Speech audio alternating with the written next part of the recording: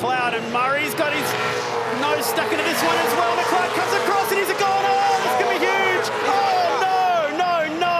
Oh. It's exactly what could have happened to Scott Pye all those years ago. So, there's still visibility's poor. Red flag. Cam McLeod is okay. So it happened way back here, leaving turn 6. Aaron Cameron got the job done before turn 6. Then McLeod was trying to close the door. Cooper Murray was in there just.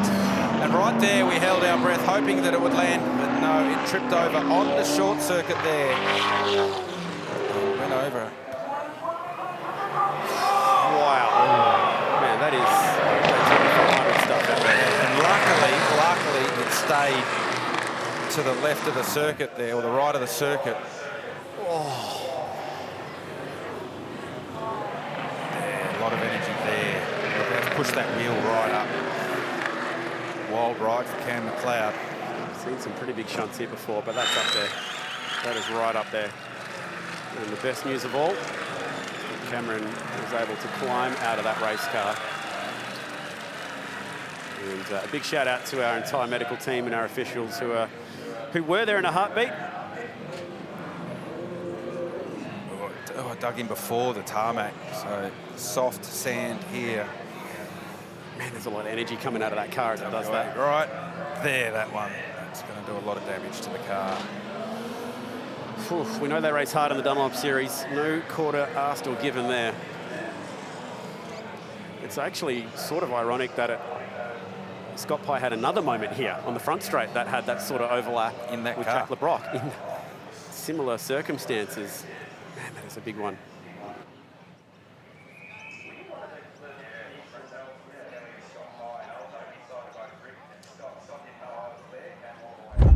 At the peak of the field.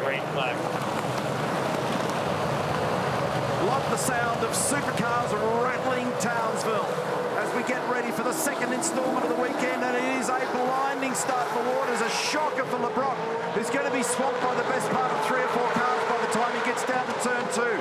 Waters and Randle, Tickford 1 and 2. Davison jumps up into 3rd spot and he's covering. Courtney down the filthy side of the road. Can he stop it? 3 wide at turn 2. And they manage to scoot out the other side, but only just, and it's already a healthy margin for Waters. What about the Tickford start for Waters and Randle? They got off the line like jets. They were able to get right by, and Jack LeBrock has gone way back. He's battling with Courtney in 5th or 6th there now. Get through there. Frantic opening lap, particularly for those in the mid-pack who are fighting for every millimetre they can gain while it's relatively easy meet. Waters, Randle, Davison, 1, 2, 3. LeBrock, Courtney, Pasquale, Payne, Mostert, Heimgartner, Wood into the top 10. And Will Brown's gone backwards, so we just need to check. There it is. That's the drama we spoke of before the start. I just looked for him where he was because I saw the name dropping down our scoreboard, and at the back he's got serious damage. Now Feeney has a big lunge down the inside here at Wood. There was a little bit of light contact there. So he's trying to make some ground here as well. So watch Jack and the bolt that Cam Waters get. And unfortunately, wheel spin went nowhere there for LeBrock. Randle goes by, Davison goes by, and he's in plenty of strife, Jack LeBrock, by the time he gets down to turn 1, so he's dropped a couple of spots. And have a go at this. Courtney up the inside. They actually were at one point there 4 cars wide. Yeah. And so that was pretty impressive for them to thread their way through without some damage. And was that Aaron Ludd that had to take to the curbing on the inside? Not 100% sure. Yeah. And then, so that's the contact. That was Will Brown into the fence on the way in to turn 3 with car 20. Reynolds, yeah. So we were trying to work out where the damage come from, and that's been where it's occurred. You were onto that concept yesterday, and you talked about the risk for Will down in 13th, and he only just avoided trouble between turns 2 and 3. He went back even further today, and it got worse for him. Here's the onboard. We're looking at from David Reynolds' viewpoint, and that's that classic spot between turns 2 and 3 where the cars are not able to negotiate the full width of the road there, and Reynolds and Brown have tangled, and that's resulted in damage on both those cars, and it's parked Will Brown back up. So having a look here in the background, you can see Will's all crossed up. And right about now, he'll be dropping his head in frustration. He got it pulled up. He made the apex. He's in the fence. Absolutely out of control through the left hand of the S's. And in the fence, hard for David Reynolds. You're right, buddy. You're right, mate. He was on the radio. He would be Mate, I'm filthy. fine. I just like had a massive sun. He caught the curb. All good, mate. So disappointing. All good, mate. So The whole way on the radio to him. It's all good, mate. But he's so angry with himself. This is a bloke who's won this race, had that infamous incident with the dehydration a few years ago as well. I don't know what happened. I just lost the rear and then just continued on. So his own words, just so apologetic for what's gone on there. So they've thrown a red flag. Now the other thing, there'll also be stories here, and the gang in the lane will get on top of this. There'll be people that were in the middle of laps that are now going to have to recycle through the whole process. So David Reynolds is okay, which is good. Let's check out the replay and understand what's gone on here. So he sat it up very high and wide. He's gone all the way back to the left side of the road, over the top of the hill, and it's got crossed up here on the top of the curb. Gone. And that's going to be a big job to fix. Yep. And he just had oversteer moment at the right-hand piece, which then made the left hand tighter. He got across the inside curb a little bit, then it lost rear grip, rotated between the left-hander and the right-hander approaching the dipper, and then made heavy contact with that left-hand side fence. Now, he was only 1/100th slower than the fastest first sector at this point. So he was absolutely pressing on. So you see there, it's just slightly wide. He catches that inside curb and he was just trying to gather it up. So he had a tank slapper from the top of the hill, and then that obviously culminates then in not being able to regain control of the car. Warren Luff, his co-driver. Som Sharma. Cam Waters just talked about a tyre coming off. This last front left. So has that come off the rim? Yep. Okay, That's it's a full wheel. It's a full wheel off. Yeah. It's Okay. right between 2 and 3. Now, So this this- might serve Mostert well. If this ends up rolling into a spot It's heading where the safety downhill. car It's is heading deployed, downhill from 3 then to that 2. parks Mostert right behind those cars in front, and he went faster again. 8:07 on the last lap. This is turn 2, so it's making its way backwards from turn 3 cutting area and hopefully out of harm's way. There's 20 kilos rolling down the road there, and there are cars coming. So they'll be on the radios to the drivers because you do not want to wear this. Remember what happened to Lowndes a few years ago? Now it's on in the middle. Oh, nice job. work. Nice work, job. Chazzy. But there's still more to come. So hopefully this thing just ends up in the... And there's radios alive everywhere. And dangerous, awkward situation here. So long as it stays on the outside of the road and everybody's aware, but you just never know where it's going to bounce. So has it now stopped? No. Oh, my goodness. This is not good. This It's is not race where you control want it. intentional teams. Full course yellow, full course yellow. Course yellow. Well, Full they had course no yellow. choice. Speed limit is activated in Unfortunately, the 10. damn thing's just stopped there. I thought it was on its way back to the pit garage. But they've gone full course yellow. 4, 3, 2, 1. Full course yellow. Speed limiters must be activated. So here's the replay of what's happened. And yeah, left front, it's just parting company halfway up to turn. And let's have a look at this replay and understand what's going on here. My goodness. Oh, he got wide on that jump that we spoke about. Yep, that's So exactly what he's- happened. yeah, Yep. you called it a bit earlier. So Will Davis just sidestepped there. He's arrived a bit too quick with it crossed up. Yep. That's flicked him into the wall. But what's the Nick Percat story? Oh, man, that is damage. Big time. Oh. Remember I talked about how they're at the grip limited edge? That's a vivid indication. Wow.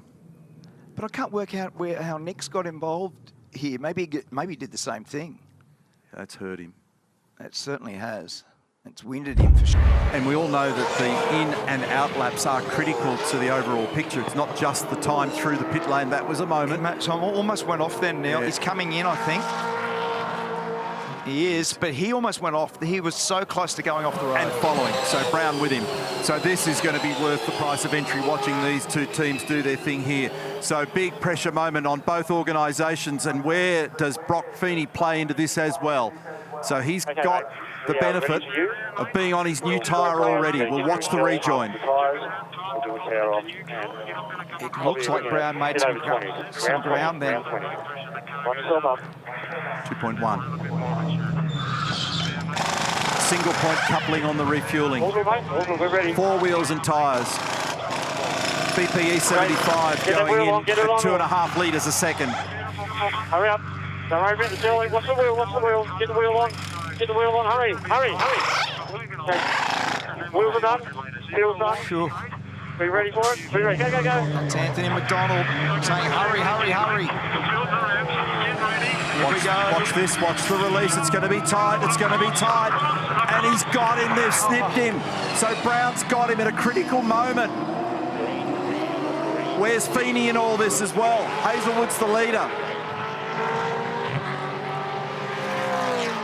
Now that has changed the complexion of the race. There's lots of different elements to this. There's the in-lap, the out-lap, how the stop was done and what fuel they took. Garth can add. So when they had a gun issue or a wheel nut issue, they took the preferred right front tyre off and put the spare right front tyre on. And I can tell you, looking into that tyre, it was very shabby. So I reckon that's from yesterday. So Chaz mossed it with a compromised right front tyre as well. Here's the replay of the stop. So we're watching right side changes here. So that was the right front, I think, was where the problem was. Yeah, now the next one's going on. Garth has been able to tell me that tyre that did go on had a heap of build-up and pick-up on it. So the one that was going on was the fresh one. The one that ended up going on was a not-so-fresh one. This car is just finding out. Whoa, Davey Reynolds off in a big way. That is a big rotation. And so was the DJR car there. I don't know whether that's Anton or Will. I think it's is it Will? Well, they were both in the last sector. Di Pasquale. So So how was that? That spin there for David Reynolds, and that's because of the puddling, the standing water in the base of the chase there. He's come through the fast right-hander, hasn't been able to get it stopped because the level of water and the running water, so rivers of water run in that zone, it's caught Di Pasquale first. This is the replay of Anton going off the road. Watch this. This is fast. It just aquaplaned the whole way. Yep, aquaplaned the whole way. He had no control of the car after the right-hander, basically. Just go on board and have a listen.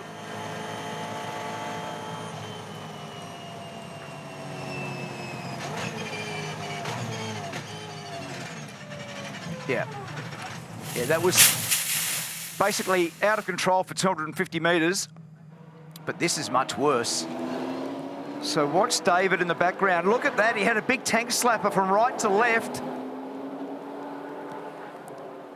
Let's have a look at the replay, and it's easily done here. There's a big camber change and a lump in the road. It's got away in the rear. It happened to Jamie Whincup a few years ago up there as well.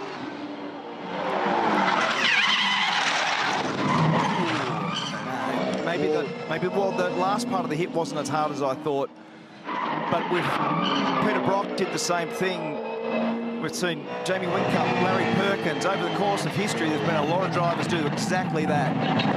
James Courtney ate some wall up there at one stage as well. So unfortunate end to proceedings for Scott Pye up there. And remembering that that car is the championship leading car. 189 points in favour of Will Brown in the championship at the moment. And they were the winners of the Sandown 500. And Scott's giving that car a quick assessment now to understand what may or may not need to be done. So there's some pretty lively radio chat here. Oh, that's going to be a big hit. He's got him, and that's awkward. And again, wow. Now, that's highly likely to involve a penalty here for Randle. He's miles and miles back. And as you say, Mark, it's the fact that the two of them are so close, the Red Bull cars, and he's just absolutely tagged the left rear corner of car number 88 and just shot him round and then gets him again for good measure. Teams, drivers, engineers, sponsors, they've all realigned in the quest to be number one. The 2024 championship is wide open and gets underway. And what a start. They are 3 wide into turn 1. Brown has the ascendancy through the first turn. Mostert is making a big argument of it, and in the background, Wood's gone off and is out in the gravel and parked up and staying there. This will be a safety car. And Mostert got the best start by a mile. He had nowhere to go. He was jammed in behind the 2 Red Bull Camaros. He got a brilliant start but had nowhere to go. Riding with Chaz now up towards the cutting. So Hill has done a great job of jumping into the game here. I was waiting for the safety car call and it has come. So here's what happened off the start. So watch the second row of the grid in the white car. Chaz Mostert makes a great conversion, but Mark picked up on the fact there was nowhere to go. And that was really a break for Cam Hill on the outside. Brown was looking pretty strong here through the first corner, but Chaz ended up in the wrong position on the run up towards turn 2. And the second of the Yulon cars tangled up in all that as well.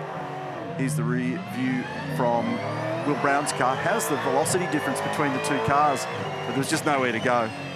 It's only 225 metres off pole down to the apex of turn 1. Now, somewhere in all of this, Mozzie ended up on the outside here. So here's the view from him. Oh, he converted nicely, didn't he? Not too much wheel spin. He had to get out of the throttle in the shift to second gear. And that gap is big enough for a mountain bike, but not a supercar. It's a good explanation. But yes, you're right, because he ends up down on the outside. Now, on board now with Ryan Wood. So he made a reasonable start. A lot of wheel spin.